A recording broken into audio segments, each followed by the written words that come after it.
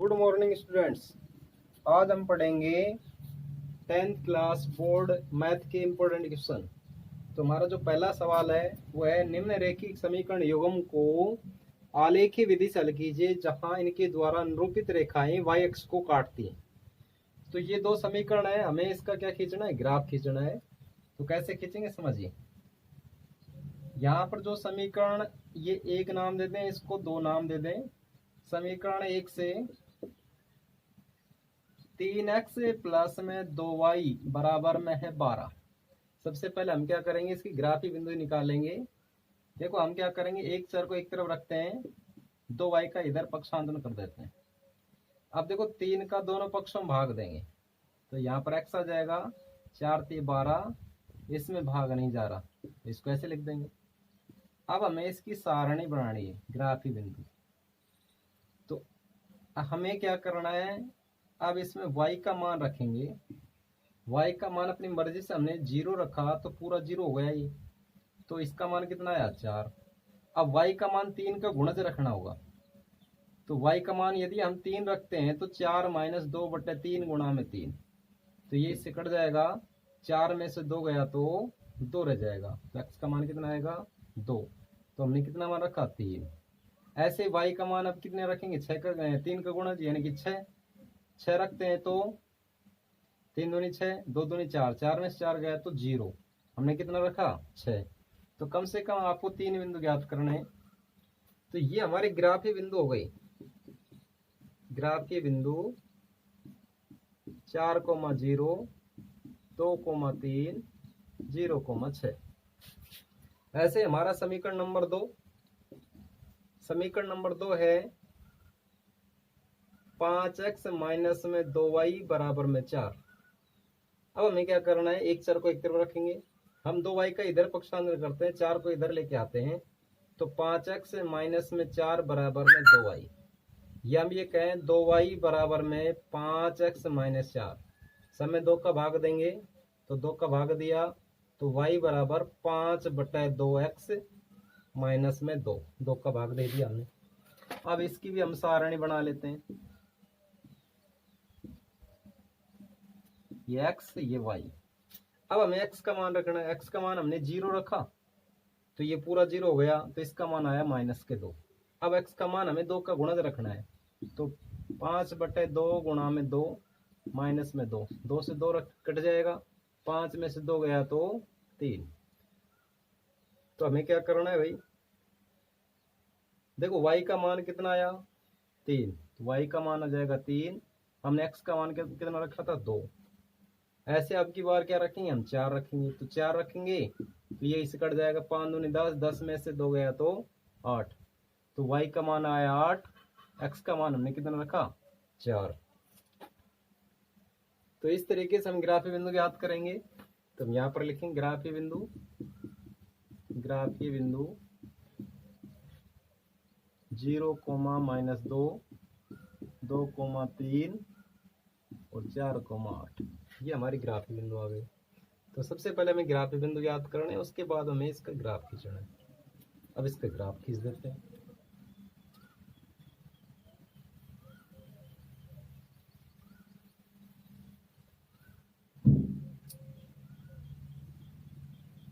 ये इसके ग्राफ हुआ, ये इसको x लिखेंगे, यहाँ पर x डैश लिखेंगे, यहाँ पर 0, यहाँ पर y, यहाँ पर y डैश।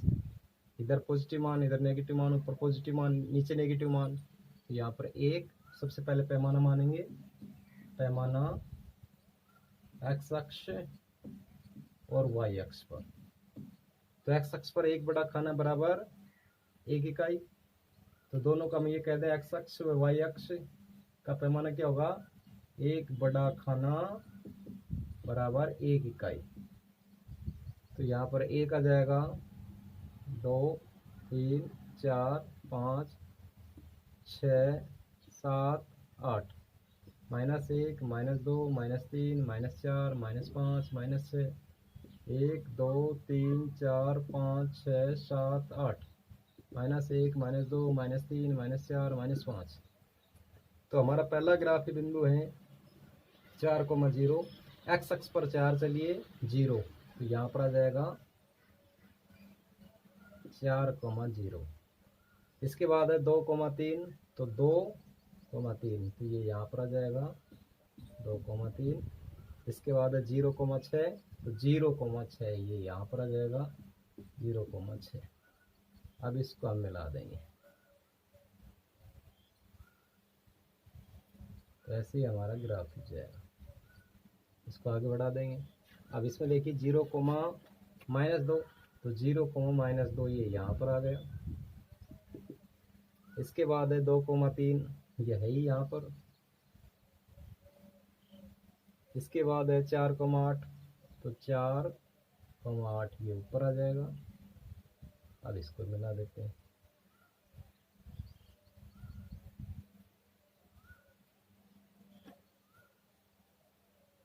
तो ये हमारा ग्राफ बिंदु हो गए। तो जहां पर ये कटा ये अदिश तल माना जाएगा।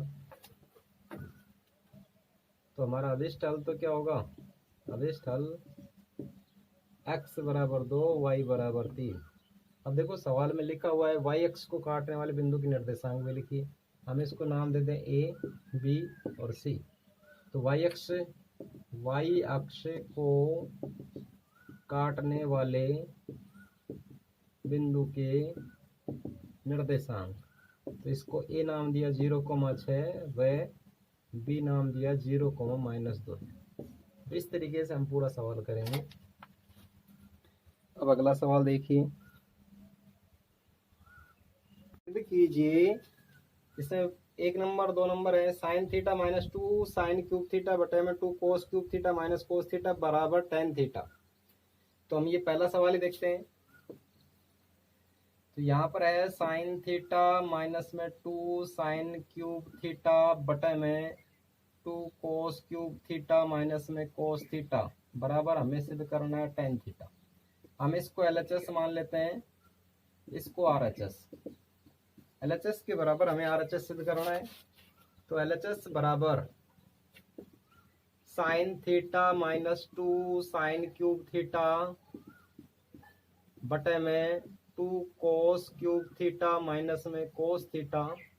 तो देखो ऊपर साइन थीटा कॉमन आ रहा है, तो हम यहाँ पर साइन थीटा कॉमन लिया तो 1 - 2 साइन स्क्वायर थीटा बच गया। नीचे यहाँ पर कोस थीटा कॉमन आ रहा है, तो यहाँ पर 2 कोस स्क्वायर थीटा माइनस में 1 बच गया। अब हम क्या करेंगे, देखो हमने एक सर्व समीकरण पढ़ी थी साइन स्क्वायर थीटा प्लस में कोस स्क्वायर थीटा बराबर 1। तो 1 की जगह हम ये लिख सकते हैं। तो यहाँ पर जो 1 है ना, इसकी जगह हम ये लिखेंगे, तो यह आ जाएगा sine theta sine square theta plus में cos square theta -2 sine square theta बटे में cos theta 2 cos square theta minus, यहाँ पर मतलब कोष्टक लगाएंगे क्योंकि यहाँ पर जो माइनस आ गया यहाँ पर, तो इसमें कोष्टक में लिखना पड़ेगा इसको साइन थीटा प्लस में साइन स्क्वायर थीटा प्लस में कोस स्क्वायर थीटा, मतलब कोष्टक बंद। साइन थीटा, यहाँ पर देखो साइन स्क्वायर थीटा, यहाँ -2 साइन स्क्वायर थीटा, तो इसका मतलब माइनस का साइन स्क्वायर थीटा बच गया, तो माइनस का साइन स्क्वायर थीटा लिख दिया। अब नीचे देखो कोस थीटा, यहाँ पर 2 कोस स्क्वायर थीटा माइनस के इसको गुणा करेंगे तो माइनस का साइन स्क्वायर थीटा, माइनस को प्लस से गुणा करेंगे तो माइनस कोस स्क्वायर थीटा, कोष्टक बंद। आगे देखिए साइन थीटा, यहाँ पर कोस स्क्वायर थीटा माइनस में साइन स्क्वायर थीटा बटे में कोस थीटा, यहाँ पर देखो 2 कोस स्क्वायर थीटा में कोस स्क्वायर थीटा जाएगा तो कोस स्क्वायर थीटा प्लस का बचेगा, यहाँ पर माइनस का साइन स्क्वायर थीटा, तो ये इससे कट जाएगा। साइन स्क्वायर थीटा बटे में कोस स्क्वायर थीटा बचा और साइन थीटा बटे में कोस थीटा बचा, तो साइन थीटा बटे में कोस थीटा बराबर होता है टेन थीटा, और ये किसके बराबर है, RHS के बराबर। तो इस तरीके से इसको करेंगे। अब इसका साइन थीटा प्लस में कोसेक थीटा का होल वर्ग प्लस में कोस थीटा प्लस में सेक थीटा का होल वर्ग बराबर 7 + tan स्क्वायर थीटा प्लस में कोट स्क्वायर थीटा, ये हमें सिद्ध करना है। इसको LHS नाम दे देते हैं, इसको RHS नाम दे देते हैं। तो LHS बराबर साइन थीटा प्लस में कोसेक थीटा का होल वर्ग प्लस में कोस थीटा प्लस में सेक थीटा का होल वर्ग। ये a प्लस बी का होल वर्ग जैसा रूप है, तो हम इसको खोलेंगे तो पहले पद का वर्ग प्लस में 2 गुणा में पहला पद गुणा में दूसरा पद प्लस में दूसरे पद का होल वर्ग। ऐसे हमने खोल दिया। ऐसे इसमें करेंगे, पहले पद का वर्ग प्लस में 2 गुणा में पहला पद गुणा में दूसरा पद प्लस में दूसरे पद का वर्ग। अब यहाँ पर देखो, जो साइन स्क्वायर थीटा है और यहाँ पर जो कोस स्क्वायर थीटा है, इसको एक साथ लिख दिया ताकि इसमें सरसमीकरण लग जाए। प्लस में 2 साइन थीटा, कोसेक थीटा को हमने 1 साइन थीटा लिख दिया, प्लस में यहाँ पर कोसेक स्क्वायर थीटा प्लस में 2 कोस थीटा, सेक थीटा को 1 कोस थीटा लिख दिया, प्लस में सेक स्क्वायर थीटा। तो देखो ये इससे कट जाएगा, ये इससे कट जाएगा। इसका मान 1 होता है। Sign square theta plus cos square theta बराबर 1, प्लस में 2 प्लस में कोसेक स्क्वायर थीटा प्लस में 2 प्लस में सेक स्क्वायर थीटा। सर समीकरण का second 1 plus ten square theta बराबर होता है सेक स्क्वायर थीटा। सर समीकरण का third 1 plus coat square theta बराबर होता है कोसेक स्क्वायर थीटा। तो 1 प्लस में 2 प्लस में हम इसकी जगह 1 प्लस कोट स्क्वायर थीटा लिख सकते हैं और इसकी जगह 1 प्लस टेन स्क्वायर थीटा लिख सकते हैं। अब अंकों को जोड़ेंगे तो ये 7 हो रहे हैं, प्लस में कोट स्क्वायर थीटा प्लस में टेन स्क्वायर थीटा। पहले हम टेन स्क्वायर थीटा लिख देते हैं, फिर कोट स्क्वायर थीटा लिख देते हैं और ये आ जाता है RHS के बराबर। तीसरा प्रश्न में 2 भाग हैं। पहला भाग है x अक्ष पर वह बिंदु ज्ञात कीजिए जो बिंदुओं -2, -5 और 2, -3 से समान दूरी पर है। इसका मतलब x अक्ष पर बिंदु, x अक्ष पर कोई बिंदु है तो उस बिंदु के निर्देशांक क्या होते हैं भाई? x, 0। मान लीजिए वो बिंदु P है और इसको हम a नाम दे दें -2, -5, इसको b नाम दे दें 2, -3। ये कह रहा है ये आपस में समान दूरी पर, ये दूरी और ये दूरी आपस में बराबर है। माना x अक्ष पर वह बिंदु P x, 0 है जो बिंदुओं A -2, -5 व B 2, -3 से समान दूरी पर है। अर्थात इसका मतलब ये हुआ AP बराबर BP। या हम ये कहें दोनों पक्षों का वर्ग करें तो AP का वर्ग बराबर BP का वर्ग। तो x2 - x1, ये x2 है, ये x1 है, ये y2 है, ये y1 है। तो x माइनस माइनस यहाँ पर प्लस हो जाएगा, 2 का वर्ग प्लस में 0 माइनस माइनस प्लस हो जाएगा का वर्ग बराबर 2 - x का वर्ग। उधर देखिए -3 - 0 का वर्ग। ये a प्लस b का होल वर्ग जैसा रूप है। पहले पद का वर्ग प्लस में 2 गुणा में पहला पद गुणा में दूसरा पद, 2 दूनी 4x प्लस में 4 और ये हो जाएंगे 25। ऐसे a - b का होल वर्ग 4 - 4x प्लस में x स्क्वायर और ये हो जाएंगे 9। x स्क्वायर से x स्क्वायर कट जाएगा, 4 से ये 4 कट जाएगा, ये 4x ये इधर आएगा तो प्लस का हो जाएगा बराबर में 9, ये इधर जाएगा माइनस का हो जाएगा। ये हो जाएगा 8x बराबर में -16। तो x बराबर आ जाएगा -16/8। तो x बराबर आ जाएगा -2। तो अतः वह बिंदु -2, 0 है। तो इस तरीके से हम करेंगे। इसका अगला सवाल देखते हैं अब।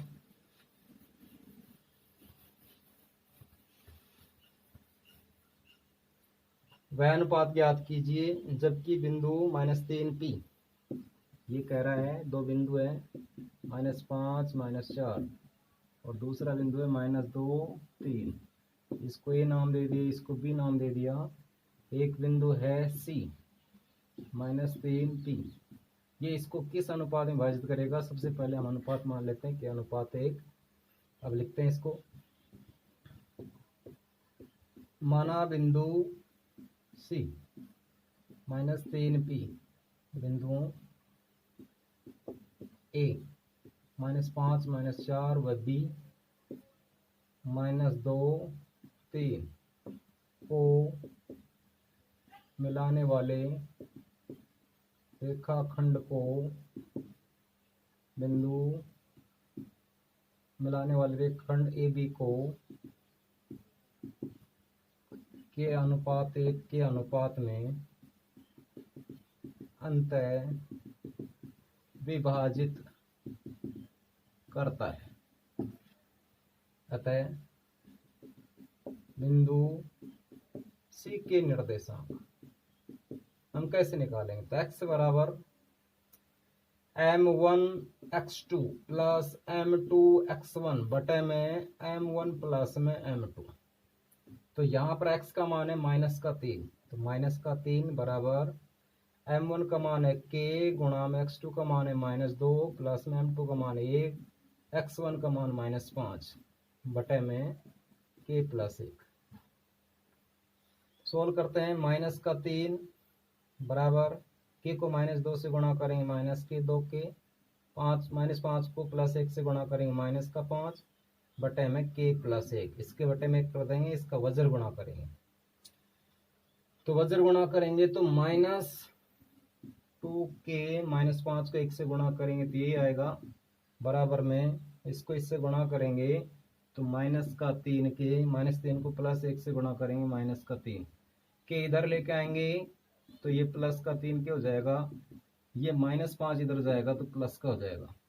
तो यहाँ पर k बच गया और यहाँ पर प्लस के 2 बच गए। इसके बटे में 1 करेंगे तो यह जाएगा 2 के अनुपात 1 बराबर 2:1। तो अनुपात तो ये आ गया। अब हमें बिंदु जो ये है ना P, इस P के निर्देशांक भी हमें बताने हैं, यानी कि जो P है P की जगह क्या आएगा ये भी बताना है, P का मान भी ज्ञात करना है। करते हैं। दो समरूप त्रिभुज के क्षेत्रफलों का अनुपात संगत भुजाओं के वर्गों के अनुपात के समान होता है। तो हमें इसको हल करना है। यहाँ पर दो त्रिभुज हैं, एक त्रिभुज हमने ले लिया ABC, दूसरा त्रिभुज हमने ले लिया PQR। ABC PQR दोनों त्रिभुज समरूप है। दिया हुआ क्या है? त्रिभुज ABC समरूप है त्रिभुज PQR। सीधा हमें क्या करना है?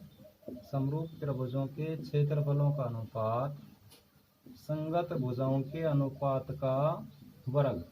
संगत भुजा AB PQ बराबर BC/QR और AC/PR वर्ग होता है। क्या होता है? वर्ग। तो वर्ग कर दिया। रचना से हम क्या करेंगे? यहाँ से सीधा लंब डालेंगे, लंब डाल दिया। यहाँ से सीधा लंब, ये PM ये AD। तो हमने AD लंब BC तथा PM लंब QR डाला। उत्पत्ति, क्योंकि ये हम सीधा कहें भाई, जब हमें आधार मालूम है त्रिभुज का, ऊंचाई मालूम है, तो इसका क्षेत्रफल ज्ञात कर सकते हैं।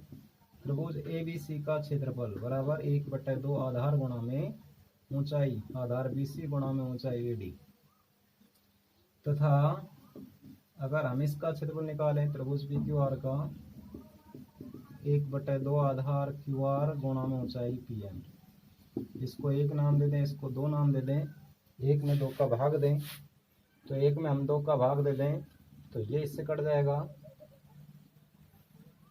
तो यह जाएगा AR ABC अपॉन में AR PQR बराबर BC अपॉन में QR गुणा में AD अपॉन में PM। तो हम इसको समीकरण नाम 3 दे दें। अब दिया हुआ क्या है भाई? अब दे रखा है त्रिभुज ABC समरूप है त्रिभुज PQR। तो अब हम क्या करेंगे? अब हमें चाहिए एडी अपॉन पी एम की जगह B C upon Q R चाहिए। तो अब हमें क्या करना है, इस त्रिभुज को इस त्रिभुज के समरूप सिद्ध करना है। तो करते हैं।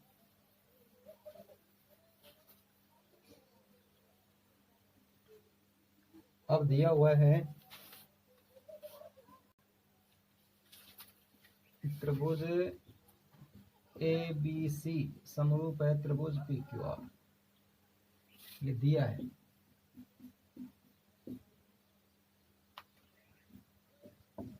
तो इसलिए समरूप त्रिभुजों की संगत भुजाएं समानुपाती होती हैं।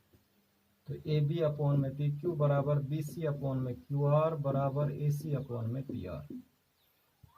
या हम इसको ऐसे लिख दें, ए बी अपॉन में पी क्यू बराबर बी सी अपॉन में क्यू आर। ये इसको रहने दो, इसको हम समीकरण नाम दे दें 4। तथा संगत कोण बराबर होंगे, कोण भी बराबर होगा कोण क्यू। अब हमारे पास है त्रिभुज एबीडी। एबीडी वह त्रिभुज है पी क्यू एम में कोण बी बराबर है कोण क्यू और कोण डी बराबर है कोण एम। ये तो 90 डिग्री के कोण है और ये हमने प्रमाणित कर लिया, या हमें कह दिया है। तो डबल ए नियम से त्रिभुज एबीडी समरूप होगा त्रिभुज पी क्यू एम। और समरूप त्रिभुज हैं तो समरूप त्रिभुजों की संगत भुजाएं समानुपाती होंगी। तो ए बी अपॉन में पी क्यू बराबर ए डी अपॉन में पी एम। तो ये हो जाएगा हमारा समीकरण नंबर 5। अब समीकरण 4 और 5 से, 4 व 5 से A B upon P Q किसके बराबर है, B C upon Q R. तो यहाँ पर B C upon Q R आ जाएगा। तो यह आ जाएगा बी सी अपॉन में क्यू आर बराबर ए डी अपॉन में पी एम। इसको समीकरण नाम दे देंगे 6। अब 3 और 6 से, यानी कि A D upon P M का मान यहाँ पर रख देंगे। तो यहाँ पर लिखेंगे 3 व 6 से। तो ए बी सी अपॉन में पी क्यू आर त्रिभुज का क्षेत्रफल बराबर बी सी अपॉन में क्यू आर गुणा में बी सी अपॉन में क्यू आर। तो यह आ जाएगा B C upon Q R का वर्ग। इसको हम समीकरण नाम देंगे 7। अब समीकरण 4 व 7 से, समीकरण 4 व 7 से, तो समीकरण 4 ही रहा, 7 ही रहा। तो 4 व 7 से यह जाएगा त्रिभुज एबीसी का क्षेत्रफल बटे में त्रिभुज पी क्यू आर का क्षेत्रफल। ये है, देखो यहाँ पर ए बी अपॉन में P Q, B C upon में क्यू आर और ए सी अपॉन में P R. A C upon में पी आर। देखो B C upon Q R का वर्ग ये हमने प्रमाणित कर लिया। अब देखो सब में पक्षों का वर्ग करेंगे तो ये आएगा, इसमें वैसे लिख देंगे बराबर है। तो यही हमें क्या करना है, ऐसे भी करना है। तो इस तरीके से करेंगे इसको।